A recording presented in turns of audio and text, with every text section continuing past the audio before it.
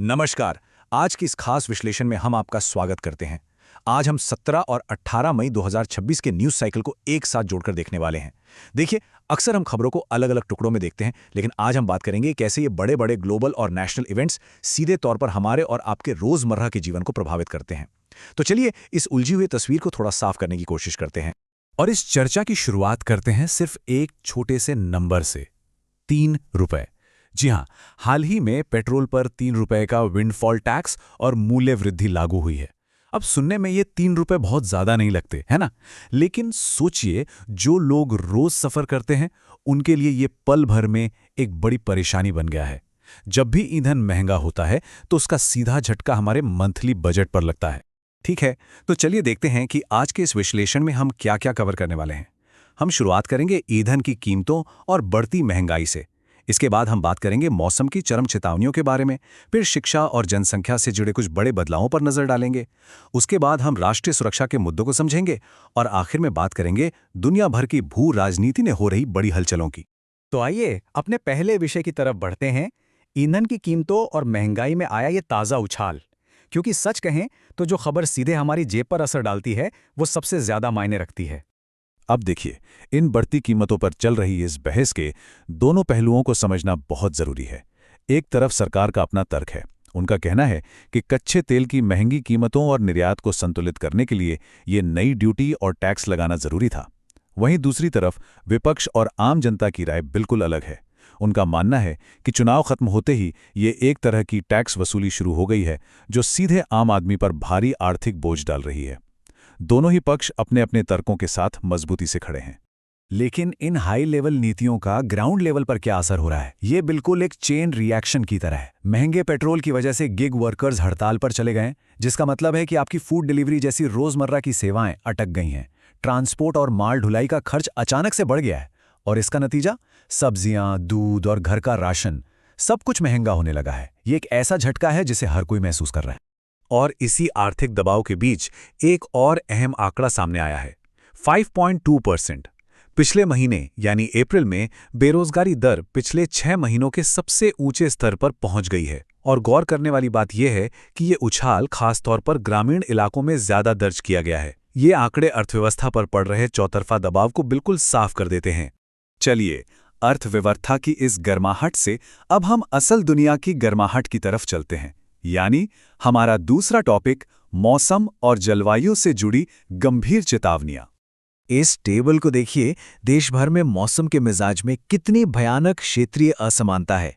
एक तरफ मध्य प्रदेश के भोपाल को ही ले लीजिए, जहां तापमान 42 से 44 डिग्री को पार कर गया है। हालत यह है कि सड़कों का डामर तक पिघलने लगा है। वहीं दूसरी तरफ राजस्थान में तापमान 40 डिग्री से कम होने के बावजूद अचानक आई धूल भरी आंधियों ने कहर बरपाया है, जिसमें जानमाल का नुकसान भी हुआ। और उधर छत्तीसगढ़ में बिल्कुल ही अलग नजारा है। बेमौसम आंधी तूफान के साथ ओले गिर रहे हैं और पेड़ उखड़ रहे हैं। ये एक बहुत ही अजीब और खतरनाक विरोधाभास है। और अगर हम थोड़ा पीछे हटकर लॉन्ग टर्म क्लाइमेट डेटा को देखें तो वैज्ञानिकों की चेतावनी सचमुच डराने वाली है। सुपर एल नीनो की वजह से भयंकर सूखे का खतरा मंडरा रहा है।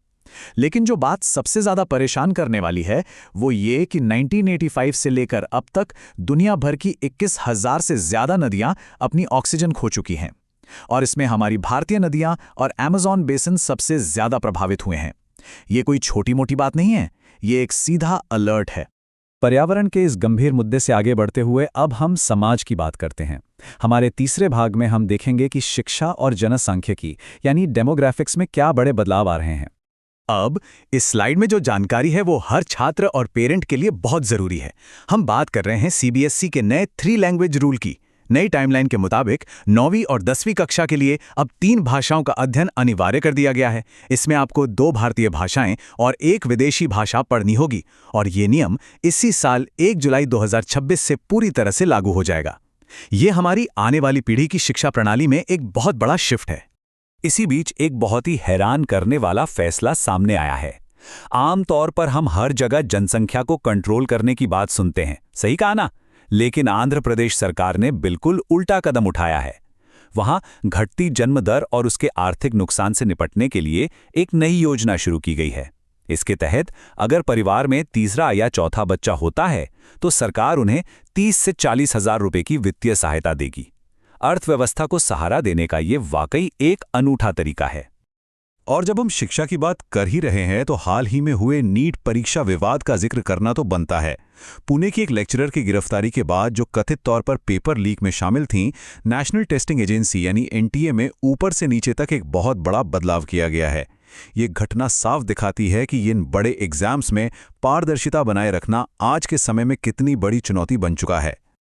चलिए अब समाज और शिक्षा के दायरे से बाहर निकलते हैं और बात करते हैं हमारी राष्ट्रीय सुरक्षा और कानून व्यवस्था की।